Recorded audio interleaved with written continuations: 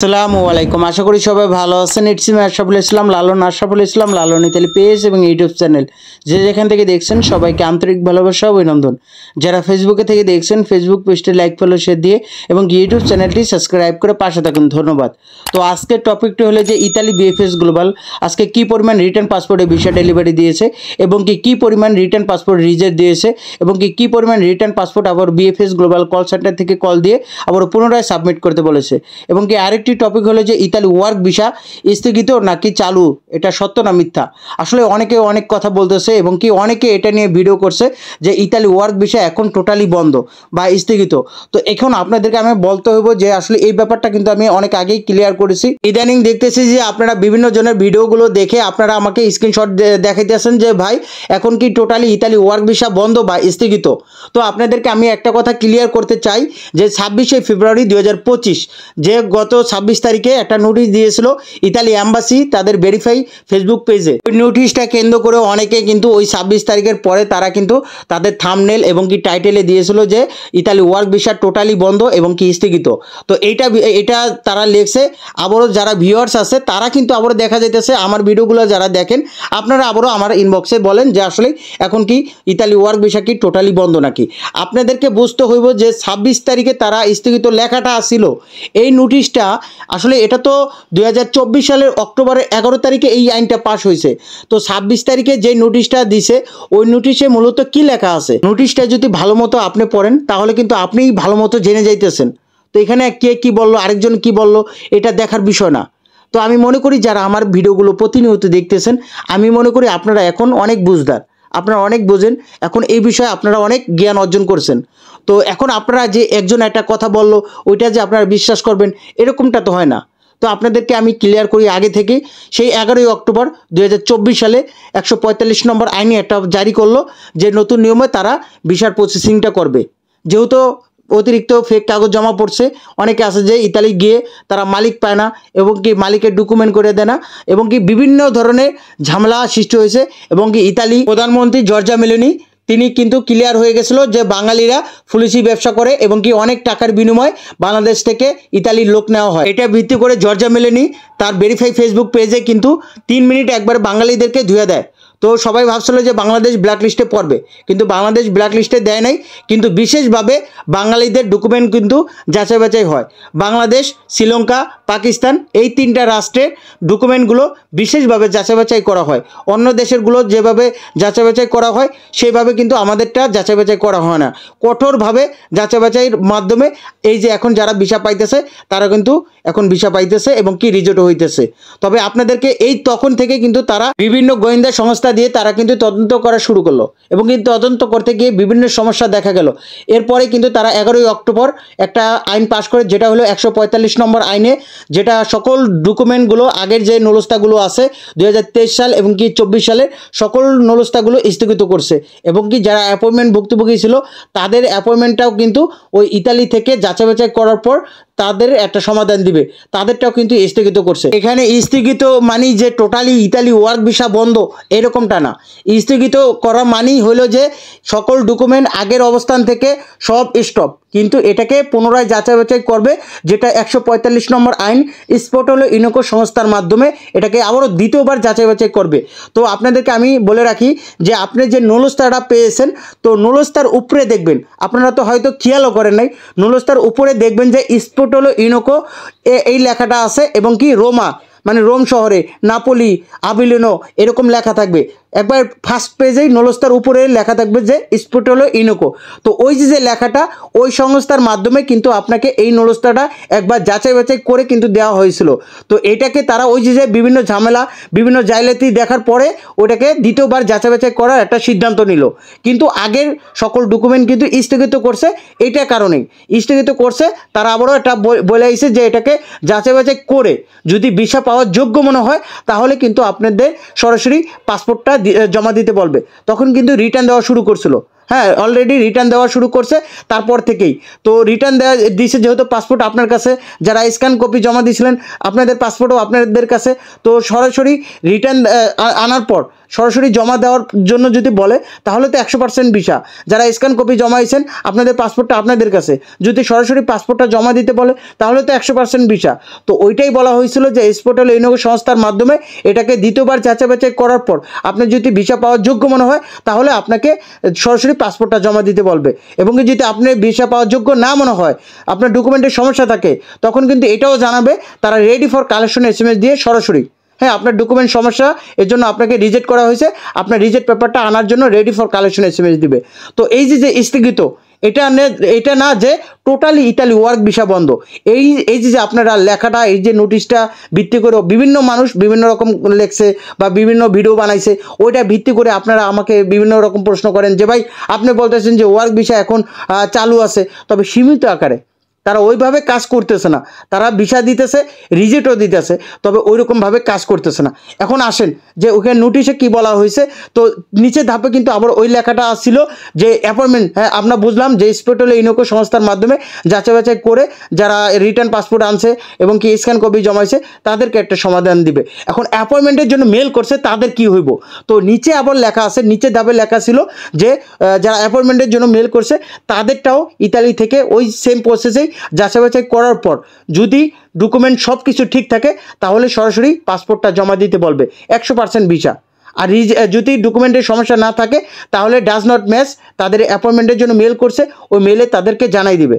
তো এটা কিন্তু তারা স্পষ্ট করছে। তারপর এই যে 145 নম্বর আইন 11 অক্টোবর পাশ করলো, তারা 17 তারিখে তাদের ভেরিফাই ওয়েবসাইটে, ইতালি অ্যাম্বাসির ভেরিফাই ওয়েবসাইটে কিন্তু তারা এটা প্রকাশ করলো। তারপর এই যে এই প্রসেসে তারা কিন্তু এখন দিতেছে, ভিসাও দিতেছে, রিজেক্টও দিতেছে, এবং কি পাসপোর্ট যারা অ্যাপয়েন্টমেন্ট ভুক্তভোগী তাদের কিন্তু সরাসরি পাসপোর্ট জমা দিতে বলতেছে। টোটাল প্রসেসেই কিন্তু একই। তো এখন আমার কথা হলো কি 2025 সালে এসে তারা কিন্তু ইতালি অ্যাম্বাসি একটা নোটিশ দিল 26 ফেব্রুয়ারি 2025, মানে 26 তারিখে একটা নোটিশ দিল সেই 145 নম্বরের ওই এক্সপোর্টাল ইউনিয়ন সংস্থার মাধ্যমে যাচাই বাছাই করবে, সেই নোটিশটা কিন্তু পুনরায় দিল এটাকে মনে করে দেওয়ার জন্য। আপনারা অনেকে আছে যে আন্দোলনে ডাক দিতেছেন এবং কি সবাই একটা সিদ্ধান্ত নিয়েছেন এবং কি ইতালি অ্যাম্বাসির ভেতরে 3 জন মানে ভিসা জালিয়াতি ভিসা অফিসার তাদেরকে ধরছে। এখন আপনারা হয়তো একটা উদ্যোগ নিতে পারেন, মানববন্ধন অনশন কর্মসূচির একটা ডাক দিতে পারেন, এই জন্য তারা আবারও পুনরায় আপনাদের কাছে সাধু সাজার জন্য, আমার ভাষার যেটা বলা হয় সাধু সাজার জন্য তারা একটা নোটিশ দিল যে তারা কাজ করতেছে, আপনাদের কয়েক মাসের মধ্যে তারা কিন্তু ভিসা দিয়ে দিবে এবং কি তারা ওই যে এক্সপোর্টাল ইউনিয়ন সংস্থার মাধ্যমে আপনাদের যাচাই বাছাই করে দিবে। তো এই যে নোটিশটা এটা কি আজকের 26 তারিখে আমি বুঝলাম দিয়েছে, 26 তারিখে দিয়েছে, তবে এই যে 145 নম্বর আইন এটা তো 2024 সালে পাশ করছে, নতুন আইন তো আর পাশ করে নাই। তো এইটা ভিত্তি করে এখানে লেখা আছে যে স্থগিত, বা ওইটাকে সবাই ভিডিও বানাইছে যে এটা বন্ধ, ইতালি ওয়ার্ক ভিসা এখন টোটালি বন্ধ, এরকমভাবে ভিডিও বানাইছে। ওইটা দেখে আপনারা আমাকে স্ক্রিনশট দেন যে ভাই অনেকে বলতেছে যে ইতালি ওয়ার্ক ভিসা এখন বন্ধ। ভাই ওই যে 145 নম্বর আইন এটা কি নতুন আইন? এটা তো আগের আইন। আপনি আমার কাছে কেন প্রশ্ন করবেন? আপনি আরেকজনেরটা বিশ্বাস কেন করবেন? আপনি আমার ভিডিও দেখেন, আমি মনে করি প্রত্যেকটা মানুষ এখন আমার ভিডিও যারা দেখেন প্রত্যেকটা মানুষ যার যার স্থান থেকে অনেক বুঝদার। তো এটা আমি আপনাদেরকে বিশ্বাস করি, তো আপনারা কেন অন্যের কথা বিশ্বাস করবেন? এখন আপনি দেখেন যে 26 তারিখে যে নোটিশটা ভিত্তি করে সবাই বলতেছে যে এখন ইতালি ওয়ার্ক ভিসা বন্ধ। তা এই যে 26 তারিখে যে নোটিশটা দিছে এটা তো 2024 সালের 11 অক্টোবর এই আইন পাস করছে না, নতুন আইন পাস করে তারা নতুন একটা নোটিশ দিয়েছে? অবশ্যই না, আগের নোটিশটাই দিয়েছে। তো এখানে আবার কিছু অ্যাড করছে যে অ্যাপয়েন্টমেন্ট যারা ভুক্তভোগী আছে তো ইদানিং তারা কিন্তু অ্যাপয়েন্টমেন্ট পায়া তারা কিন্তু জমা দিতেছে এবং ভিসাও কালেক্ট করতেছে।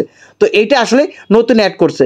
তো আসলে মূলত আগের কথা পুনরায় তুলে ধরার একটাই কারণ, ইতালি অ্যাম্বাসির ভিতরে 3 জনকে আটক করেছে ভিসা ব্যবসার সাথে জড়িত এবং কি ভিসা জালিয়াতির সাথে তারা জড়িত।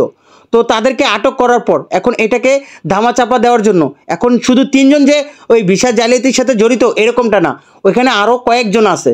তো ওইগুলা ধামাচাপা দেওয়ার জন্য তারা কিন্তু একটা নোটিশ দিয়েছে এবং কি আপনারা যেহেতু এটা জানেন যে তাদেরকে আটক করেছে, এখন আপনারা একটা কর্মসূচি ডাক দিতে পারেন। এই কর্মসূচি যাতে না ডাক দেন, আপনাদেরকে আশার বাণী যেটা বলে যে আশার বাণী, এটা শোনানোর জন্য আগের সেই 2024 সালে 11ই অক্টোবর নোটিশটা 145 নম্বর আইনে যেটা বলা হয়েছে ওটাকে ঝালাই পালাই করে 2025 সালে এসে 26 ফেব্রুয়ারি এটাকে আবার নোটিশটা দেয়। তো আপনারা এখন বোঝেন, যেহেতু 11ই অক্টোবর 2024 সালে আইনটা পাস হয়েছে, তারপর থেকে কিন্তু কম বেশি ভিসাও হয়েছে, রিজেক্টও হয়েছে। তো সেই নোটিশটাই যদি আবার 26 তারিখে এসে দেয়, 26 ফেব্রুয়ারি 2025 সালে এসে দেয়, তাহলে সেই নোটিশটা পুনরায় দিলে সে একই তো নোটিশ, এখানে তো আর ভিন্নতা নাই। তো আগের মতোই কাজ হইতেছে, ভিসাও দিতেছে, রিজেক্টও হইতেছে, তবে সীমিত আকারে দিতেছে। তবে নোটিশটা দেওয়ারও একটা কারণ আসলো যে আমরা কিন্তু একটা কর্মসূচি ডাক দিয়েছিলাম যে আমরা পদত্যাগ চাই, এরকম একটা ডাক দেওয়া শুরু করছিলাম, কিন্তু পরের দিনেই তারা এই নোটিশটা দিয়ে দিছে। তো আমরা যখন একটা কথা বলি বা একটা কর্মসূচি ডাক দিই, তারা পরের দিনেই হয় ইতালি এম্বাসি বন্ধ রাখবে, হয় বিএফএস গ্লোবাল বন্ধ রাখবে, এরকম একটা কাজ করে। ভালো একটা আশার বাণী যেটা নোটিশের মাধ্যমে তারা প্রকাশ করে যে এরকম আগামী 1 মাসের মধ্যে ভিসা দিয়ে দিবে, আগামী কয়েক মাসের মধ্যে সম্পূর্ণ কাজ শেষ করে ফেলবে, এরকম আশার বাণী দেয়, যাতে সবাই স্থগিত হয়ে থাকে, যে মানববন্ধন বা কর্মসূচির ডাক স্থগিত করে দেয়, যাতে তারা না করে। তারা বুঝতে পারে যে ভালো একটা কাজ হইতেছে, যেহেতু নোটিশ দিছে, ভালো কাজ হবে ভবিষ্যতে। তো এইটা ভিত্তি করে অনেকে আবার পিছিয়ে যায়। তো এটাই তাদের সফলতা। হ্যাঁ, তারা তাদের মতোই কাজ করতেছে, কিন্তু দিন শেষে কিন্তু আমরাই ভুক্তভোগী হয়ে রইলাম। তারা আমাদের কানের পাশ দিয়ে বন বন বন করতে থাকে, বিএফএস গ্লোবাল বলেন বা এম্বাসি বলেন। আমরা কখন কি বলি বা আমরা কখন একটা কর্মসূচি ডাক দিব, তখনই অমনে করে একটা আশার বাণী, একটা নোটিশ দিয়ে দিব যে আগামী মাসের মধ্যে ভিসা কমপ্লিট করে দিবে সবাইকে। তো এরকমভাবে তারা কিন্তু সেই 22 এপ্রিল মানববন্ধনের আগে থেকেও 2023 সালের আগস্টের পর থেকেই তারা এরকমটা শুরু করছে। এখন আমার কথা হলো কি, যে লাস্ট যেটা বলতে চাইছেন যে ভিসা কি, ইতালি ওয়ার্ক ভিসা কি স্থগিত নাকি এখনও চালু আছে। তো এটাই বলবো যে সেই 22 এপ্রিল বা 2023 সাল থেকে তারা এরকম নোটিশ দিয়ে আসতেছে, এবং কি তারা নোটিশে কি বলতে চায় এটা কিন্তু আমরা এখন জানি, দেখতে দেখতে অভ্যস্ত। তারা কিন্তু আমাদের সাথে গেম খেলে, তো এই গেমটা আমরা কিন্তু ধরতে পারি, এবং কি তাদের রক পর্যন্ত আমরা চিনে গেছি যে তারা কখন কি বলতে চায়। তো এখন আমরা বলবো যে এই যে নোটিশটা দিছে, এটা ভিত্তি করে ওইখানে স্থগিত লেখছে, সেই 11ই অক্টোবরও কিন্তু স্থগিত লেখা ছিল, এখনও কিন্তু ওই নোটিশটাই আবার পুনরায় ঝালাই বেলাই করে দিছে, ওখানেও স্থগিত লেখা আছে। তো এই না বলে যে ইতালি ওয়ার্ক ভিসা এখন টোটালি বন্ধ। ইতালি ওয়ার্ক ভিসা এখন আগের মতোই চালু আছে, ভিসাও দিতেছে, রিজেক্টও হইতেছে, তবে অল্প দিতেছে, কারণ কি ওরকমভাবে ঢালাওভাবে ক্লিয়ার করতেছে না। কারণ তারা ওই যে রিটার্ন দিছিল আপনার 500, 1000, 1500, 2000, 2500 করে রিটার্ন দিত পাসপোর্ট, ওরকমভাবে যদি দিত তাহলে দ্রুত একটা সমাধান হইতো। দিন যাইতে আসে ভুক্তভোগীর সংখ্যা বাড়তেছে, 2025 সালে ক্লিক ডে হয়ে গেছে, এবং কি এখনও কিন্তু নোলস্তা বের হওয়া শুরু করবে, তারাও কিন্তু অ্যাপয়েন্টমেন্টের জন্য মেল করবে। তো দিন যাবে ভুক্তভোগীর সংখ্যা বাড়বে, তো তাদের মতো তারা কাজ করতেছে। তো এটাই বলবো। আর আরেকটা কথা যেটা হলো যে এখন আপনারা এই যে বিশ্বাস করবেন না করবেন এটা হলো আপনাদের ব্যক্তিগত ব্যাপার, কিন্তু ওয়ার্ক ভিসার এখনও কিন্তু চালু আছে, অ্যাপয়েন্টমেন্টও চালু আছে, এবং কি ভিসা ডেলিভারি অপশন চালু আছে, এবং কি রিজেক্ট যে দিতেছে এটাও চালু আছে, তবে সীমিত আকারে। অ্যাপয়েন্টমেন্ট ভুক্তভোগীরা বলতে পারেন যে অ্যাপয়েন্টমেন্ট এখন আমরা তো পাইতেছি না, অ্যাপয়েন্টমেন্ট একবারে সীমিত আকারে, যাদের ডকুমেন্ট সম্পূর্ণ যাচাই বাছাই করে সব কিছু ঠিক পাবে তাদেরই কিন্তু সরাসরি পাসপোর্টটা জমা দিতে বলবে। এখন আরেকটি বিষয় হলো যে এখন অনেকে আবার প্রশ্ন করেন যে স্ক্যান কপি কেন রিজেক্ট হয়। স্ক্যান কপি আমার নলস্তা তো যাচাই বাছাই করেই জমা নিছে, তো আমার কেন রিজেক্ট হবে। এখন আপনাদেরকে আমি ক্লিয়ার বলি যে স্ক্যান কপি যারা জমাইছেন অবশ্যই আপনার নলস্তাটা একবার অরিজিনাল, এবং কি সাধারণ প্রক্রিয়া ওটাকে যাচাই বাছাই করছে। এখন যখন বড় মাপের বা স্পোর্টেল ইউনিয়ন সংস্থা যখন যাচাই বাছাই করবে, তখন আপনার মালিকের আলেজ্য, এবং কি আপনার নামে বাসা আছে নাকি, এবং কি মালিক ঠিক আছে নাকি, আপনাকে মালিক নিতে চায় নাকি, ওইটা যখন তদন্ত করতে যায় তখন দেখা যাইতেছে মালিক আপনাকে নিতে চায় না, বা আপনার আলেজ্য সমস্যা আছে, বা আপনার আলেজ্য ঋণও করতে হবে, তখন ওই সমস্যার কারণে আপনাকে রিজেক্ট দিয়ে দেয়, বা মালিক আপনাকে নিতে চায় না, তখন প্রত্যাহার করায় আপনাকে রিজেক্ট পেপারে লেখা থাকে যে রেভোকাতো বা রিভোক বা প্রত্যাহার করেছে মালিক। তো এই জন্য স্ক্যান কপি যারা রিজেক্ট হইতেছেন এইটার কারণেই রিজেক্ট হইতেছেন। তো আমার কথা হয়তো বুঝতে পারছেন। তো আজকের আপডেট যেটা হলো যে আজকে 4ই মার্চ 2025 রোজ মঙ্গলবার। তো আজকে মোট রিটার্ন পাসপোর্ট ডেলিভারির সংখ্যা ছিল 3টি, মোট রিটার্ন পাসপোর্ট রিজেক্টের সংখ্যা ছিল 5টি, মোট রিটার্ন পাসপোর্ট সাবমিটের সংখ্যা একটাও সাবমিট করেনি আজকে। সাবমিটের সংখ্যা আসলে দেখতেছে না, গতকালও ওরকমভাবে মেসেজ আসে নাই। এবং কি মোট ভিসার সংখ্যা ছিল 14টি, এর মধ্যে ফ্যামিলি ভিসা ছিল 7টি, এগ্রিকালচার ভিসা ছিল 3টি, স্পন্সর ভিসা ছিল 1টি, ডোমেস্টিক ভিসা ছিল 1টি, ট্যুরি ভিসা একটাও হয় নাই, বিজনেস ভিসা একটাও হয় নাই, স্টুডেন্ট ভিসা 2টি। তো আপনাদের বলবো যে আসলে এখন অপেক্ষা করেন, আসলে হতাশার মধ্যে আছেন সবাই। তবে আমার কথা হলো কি যে রোজার মাসটা যাইতেছে, তো ইতালিতেও রোজা না, ইতালি যারা ইতালিয়ান তারা তো মুসলিম না, তো তারা তো তাদের সকল কার্যক্রম চালু আছে। যেমন আমাদের বাংলাদেশ বা মুসলিম কান্ট্রি আমাদের ব্যাপারটা আলাদা। হ্যাঁ, আমাদের কার্যক্রম বা আমাদের অফিস টাইমটা কিন্তু ওরকমভাবে কমে আসে। তো ইতালিতে ওরকমটা না। তো ইতালি কিন্তু আগের মতোই কার্যক্রম চালু আছে, তবে তারা কিন্তু ওরকমভাবে নিষ্পত্তি দিতেছে না। আমার কাছে দুঃখের বিষয় হলে যে এই যে শত শত ভুক্তভোগীরা হাহাকার করতেছে হয় ভিসা বা রিজেক্ট একটা সমাধানের জন্য। আসলে এই ভুক্তভোগীরা আজকে কয়টা বছর ধরে অপেক্ষা করতেছে, 1.5 বছর 2 বছর ধরে 1 বছর ধরে অপেক্ষা করতেছে, আরও নাকি 3 বছর লাগা জায়গায় তাদের নিষ্পত্তি পাইতে পাইতে। তারপর দেখা যাবে যে 5 বছরের মাথায় তিনি ভিসা পাইব না, রিজেক্ট। তো সে কি এটা মেনে নিতে পারবে? তো আসলে এটা আমিও নিজেও ভাই কষ্ট পাইতেছি, আপনাদের জন্য আসলে কিছু করার নেই। তবে আমরা ঈদটা, রোজার ঈদটা দেখি, তারপর একটা সমাধান বা একটা যে কোনো সবাই মিলে কিন্তু আমরা একটা উদ্যোগ নিব।